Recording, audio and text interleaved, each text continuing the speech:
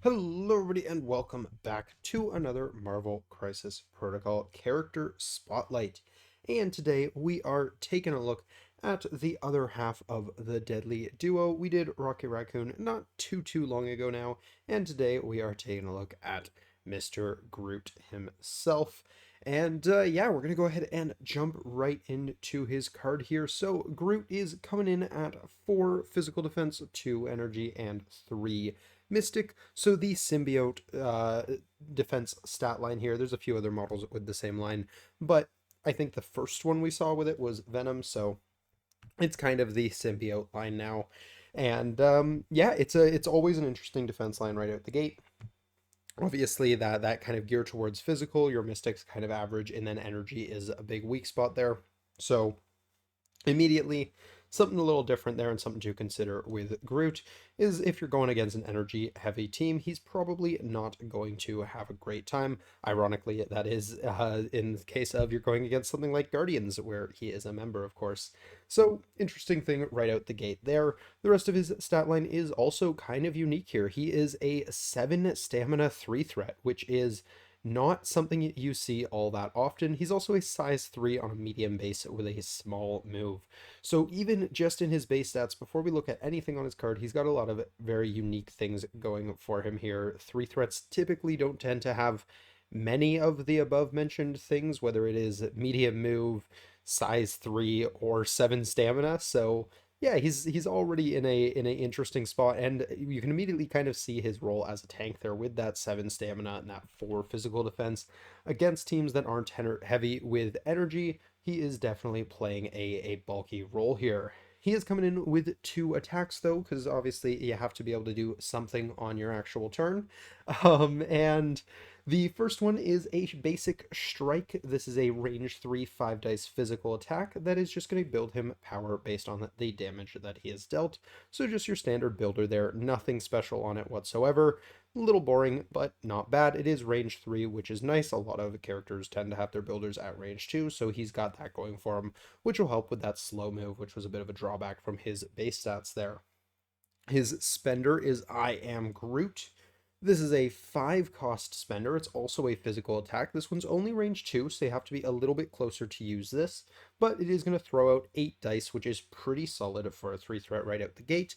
But then it also has some really powerful things on it, which aren't even triggers. They are guaranteed to happen no matter what your dice say. So the first one is before damage is dealt, which is really nice because that means even if you daze them, you get to do this. You may throw the target character medium. So great. Any size throw, and you're throwing them medium. Fantastic. Amazing part of this. Already this attack is looking really good, but then you go into its second line of text here, which says after the attack is resolved, the target character is staggered. So not only have you thrown them out of position, they are also staggered if you didn't take them down with this 8 dice attack. This spender is so good. I love this spender. Very powerful, does a lot of great things, but of course is very expensive. That 5 cost is not that easy to do very often. So yeah, gonna have to keep that in mind, but that's part of the nice part about having a good health pool is you can soak up a lot of hits, so you will build power without dying as fast as perhaps some other characters would, even though your builder is nothing to write home about. He has only 2 superpowers on his card, so this is definitely one of the shortest cards we've covered here.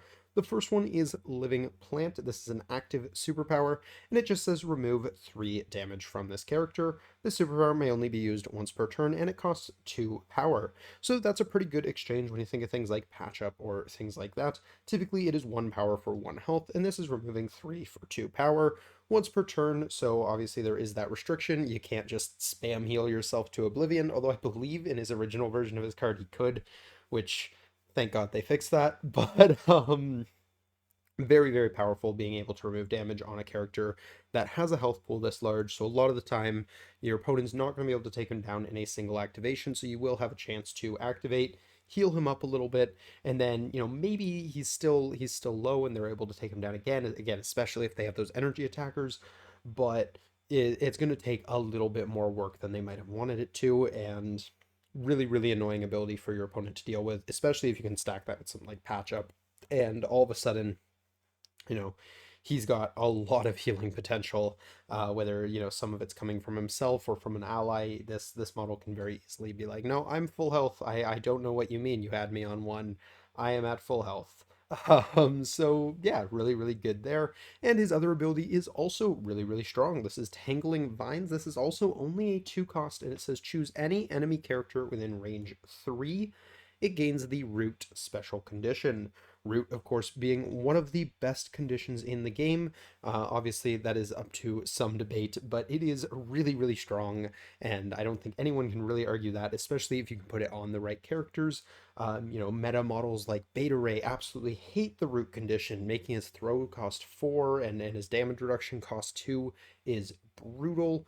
So many characters rely on using superpowers regularly that they have very, very specific economies to be able to get to, and being able to throw out Root is really, really strong. So one of the models that a lot of people forget about when talking about models that can hand out this condition, most people think of something like Pyro first or something like that because he's also throwing out all those incinerates. But Groot is a really, really interesting option for it because he comes on a bulky model, which of course Pyro is kind of the opposite. Pyro will die very, very quickly, whereas Groot will stick around a little bit longer. So really interesting model. There's a few roles he immediately kind of slots into, but we'll get into that more when we talk about some of the places where he might be good. As far as tactics cards go, he has 3 tactics cards. We kind of mentioned one right out the gate, and it is coming with one of the best synergies for Groot, which is Deadly Duo. This is an unaffiliated card, so you can bring it anywhere, but it does require you to bring 2 characters which are only affiliated in the Guardians of the Galaxy affiliation, so it's definitely going to be encouraged that you're using this there. And it says during Rocket Raccoon's activation, so not Groot's activation, but he has to be within range 2 of an allied Groot. Both characters may spend 2 power each to play this card. Rocket Raccoon immediately performs up to 3 plasma rifle attacks, each attack targeting a different enemy character. For those who are less familiar with Rocket's card, his plasma rifle is a range 5 5 dice energy attack that will gain him power for damage dealt. So this is obviously a really, really powerful card, allowing another model to make 3 5 dice long range attacks immediately is just really, really good. Now, of course, it does have to be Rocket's activation, so there is some planning with that, and he has to stay close to Groot, but for many, many reasons, he already wants to do that. So, yeah, this is just a really, really good card. It means on Rocket's turn, he can attack up to 5 times. And yeah, I mean, it's not really a Groot card so much as it is a Rocket card, but it's a great synergy for Groot. And if you're bringing the both of them, it's a strong consideration unless you have very, very good cards that you are leaning to over it. So definitely a powerful card here. The other 2 cards here, another one is another team up card for him. This one is Agent Venom's team up card, and it's nice if he's within 2 of an allied Groot when he plays this card, and this has triggers for a bunch of different characters, so of course you're not just using this with Groot most of the time, but it lets him heal up to 3 damage, so that's pretty cool. It does cost him 2 power to do that. Groot doesn't have to pay anything for this, so it's kind of like he borrows the living plant superpower from Groot here, which, as we already established, is a really, really good superpower. And of course, Agent Venom has that same defensive line there with just a little bit less stamina. So really, really good in that regard right there. One thing I'm realizing I did forget to mention earlier when we were going over his stats is that his flip side is the exact same as his front side. I thought for a minute maybe he went down a point of stamina or something like that, but no, he is still 7 stamina on both sides, and man, he is looking like he's having a bad day on this side of the card, but otherwise everything stays the exact same for him, so that's always good to see on a model with 7 stamina on both sides, so that is 14 health on a 3 threat that has the ability to heal 3 damage on his turn for a pretty low amount of power. Really, really bulky here. And the last tactics card is We Are Groot. This is an unaffiliated active card, so again, Groot can bring this wherever he is, and it says Groot may spend 3 power to play this card. Groot and allied characters within range 4 of him remove 2 damage. So once again, we were talking earlier about the ability for Groot to just very quickly heal. Well, if he's sitting on 3 power, he's not only healing himself, he's healing all allies within 4 of him. this can be really, really effective if you have some other bulky models, particularly models that get more mileage out of their health. So models with really good defense dice or, defensive abilities like martial artist or martial prowess or things like that, or probably one of the best defensive abilities, things like damage reductions, which means even getting 1 or 2 damage on a model can be definitely a struggle into those types of models. And this is great to really just kind of be like, well, all of them are healed now, so I hope you were enjoying chipping away at these. Really, really powerful card, and yeah, I think unfortunately this one doesn't see play as much as it probably could if Groot wasn't a model that was mostly run in Guardians of the Galaxy, which already have so many good things going for them, but really, really powerful effect still either way. So definitely worth considering anywhere you're bringing Groot. Going into affiliations, the only affiliation for Mr. Groot here, as we mentioned earlier, is Guardians of the Galaxy. And if we take a look there, there are definitely a handful of models he synergizes really well here, but the most obvious one is Rocket Raccoon, not only for the card that we mentioned earlier, but also because you have the personal bodyguard ability on Rocket, where if he's within range 2 of Groot and he is attacked, Groot can basically bodyguard that attack for 0 cost off of Rocket. So it's 1 cost if Rocket's like rooted or in range of Loki or something like that.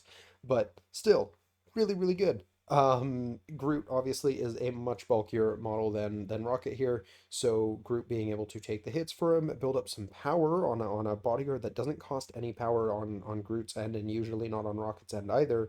So you get to build up some power on Groot by having him take attacks, which then allows him to heal off some of that damage that he's taken and maybe get up to that spender once in a while. So really, really good there. Yeah, great synergy with Rocket, and again, they're already within that range too of each other, so you're already in for that deadly duo.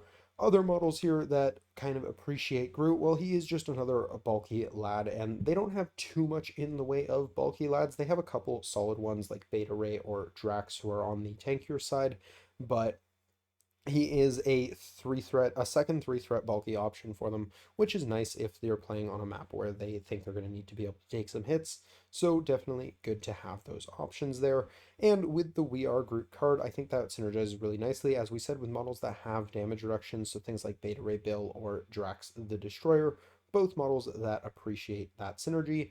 As far as the leadership goes, giving out the Winging It tokens, you are only allowed to choose 3 allied characters, and unfortunately, Groot typically isn't one of those models that's making too many attacks or big attacks with tons of triggers and things like that, so he doesn't really need a Winging It token as much, but sometimes that's actually an argument in his favor, because you want to be able to give those tokens to other models. So if you're looking for a model that can kind of do things on their own, they don't need that extra support. Groot doesn't really need dice fixing. His triggers on his spender are all automatic, so that's not as valuable on him, and it makes that decision a little bit easier because unless he's one of your only models left, or he's one of the only models who's able to make attacks this turn, he typically doesn't need the token to do everything he wants to do, and all they would be doing for him is maybe a couple extra damage here or there. So definitely one of those models that doesn't actually get that much out of dice fixing because he's already kind of doing everything he wants to do fairly consistently anyways.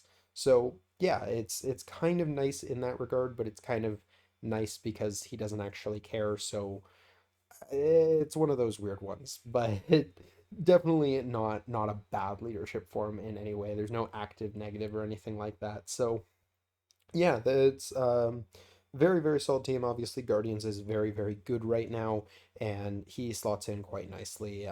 Being only a 3 threat as well and having the kind of synergies he does, something like Rocket, Groot, and Star-Lord is only 8 threats, so you're not even, or you're just over halfway to the lowest threat value you can play, which is pretty good when you're already on 3 affiliated models. It gives a lot of room for splashing and stuff like that, which is part of why Guardians is so good right now.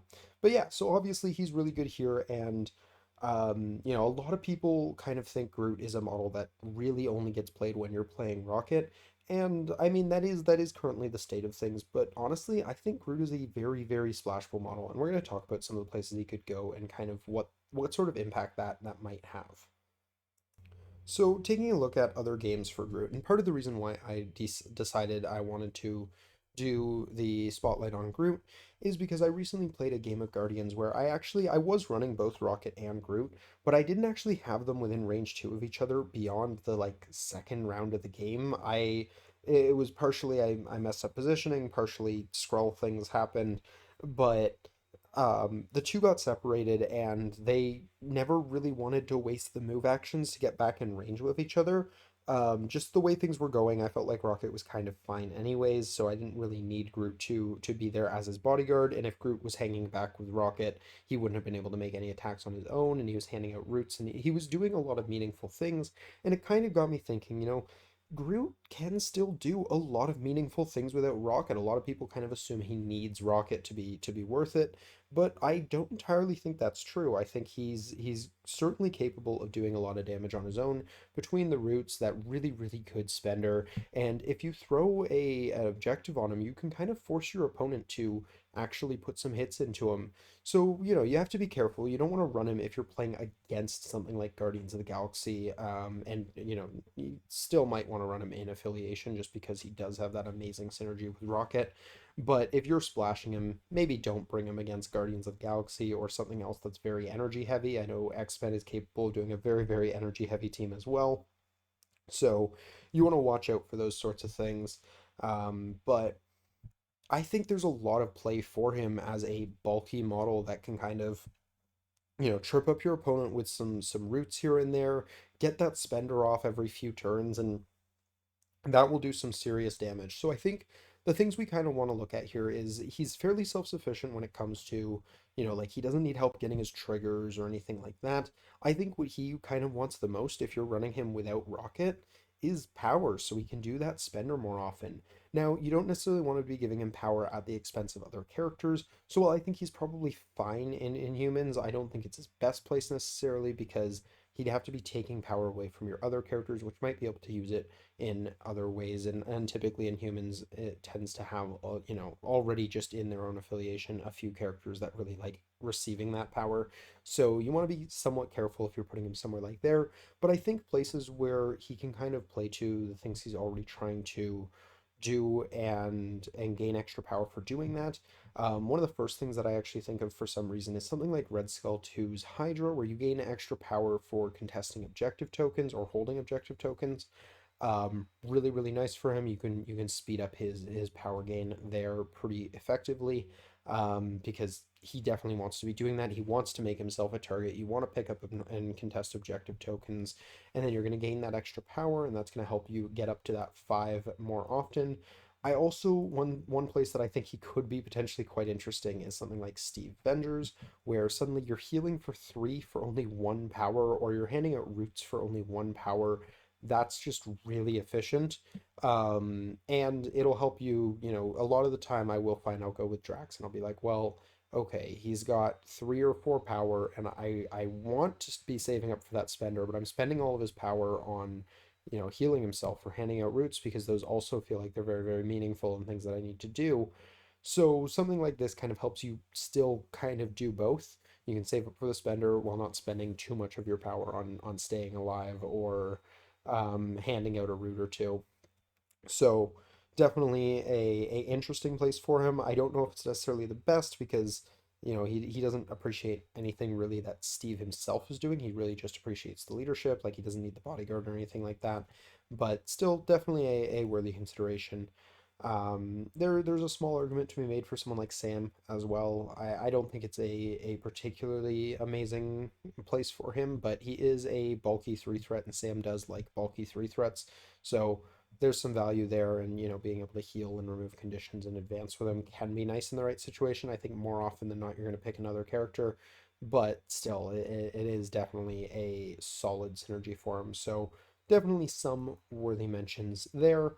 A few other places would be something like Emma, giving him extra power and healing. Again, Emma really appreciates those bulkier models. Something he might be relatively valuable for here. Definitely a worthy consideration there. Few places where I'm not as sure about would be something like Defenders, for example, where, yeah, the rerolls are probably fine for him, but as we kind of established with Guardians, he doesn't really need it. Um, you know, Brotherhood, I don't think he cares too much for either leadership. They're not bad for him necessarily. They're just nothing too special. Midnight Suns, I think, would be an interesting place though. On the flip side, there, that bump giving him a little bit of extra mobility on the medium base, you're going to get a little bit more mileage out of that than you would on a small base. That's not helping him with his power issues necessarily, but that is going to help him, make his attacks more often maybe, or be able to attack and then like bump out of range to be protected for next round or something like that. So that's something that could be interesting for him. I don't know if it's necessarily what he needs the most, but it can definitely be helpful. So worthy consideration there. Other places he could potentially be interesting would be something like Asgard to kind of move away from the power focused ones. Again, it's another one where you're going to be spending your power, but it's going to really bump that ability for him to just heal himself constantly up to 11. You heal yourself for 3 on your own turn, you heal yourself for 1 on anyone on your team's turn. Really, really, really fun combo there. And the tree doesn't like being lit on fire, for example, so being able to remove the incinerate condition from himself is also really, really nice. So there's some cool synergy there, and you can pair him with Loki in Asgard to really, really stack on those root-like conditions where Loki has his kind of it's not root, but it is root aura here. So, you give them actual root, and then you have Loki nearby, and suddenly all of their superpowers are costing 2 more, and that is really obnoxious. So yeah, there's some rude things you could do, and yeah, I think it's a solid place for him for sure. But I think that about wraps up the things I wanted to talk about for Groot. If I missed anything, do let me know if there's any affiliations or specific models maybe that I didn't think about that he pairs really, really well with. Definitely curious to hear what you guys think. But I personally find Groot is a very underrated model on his own. I think in Guardians, everyone appreciates him and runs him with Rocket all the time.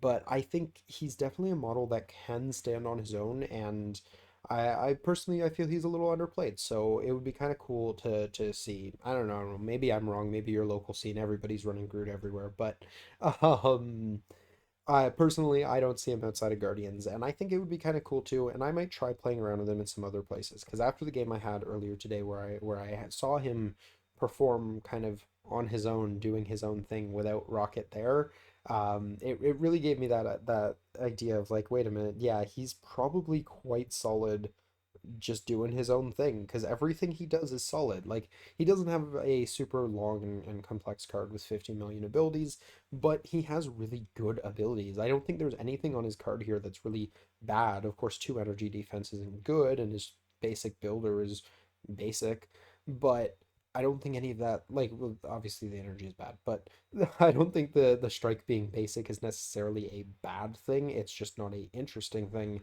But I think his spender is really, really good. Living Plant is really, really good, and Tangling Vines is insanely good in the right situation. So I think there's a lot of really valuable things going for him, and I'd be curious to see him in more places. So let me know where you guys have tried out Drax, or Drax, Groot, or where you'd like to try Groot. Um, Definitely curious to hear what you guys think, because yeah, I'm thinking about playing them in some different places, and I might take some ideas from you guys maybe. But that is going to do it for my end on this character spotlight. So I hope you guys enjoyed. If you did, please do drop a like down below. Subscribe if you're new to the channel. We do character spotlights like these every week, and we have battle reports on the weekends. So if you like either of those things, feel free to jump on in. But that's going to do it for this one. So until next time, everybody, have a great day. Peace.